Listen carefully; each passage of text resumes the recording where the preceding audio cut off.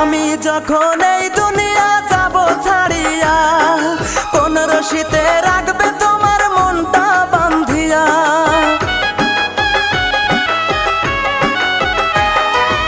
আমি যখন এই দুনিয়া যাব ছাড়িয়া, কোন রশিতে রাখবে তোমার মনটা বান্ধিয়া।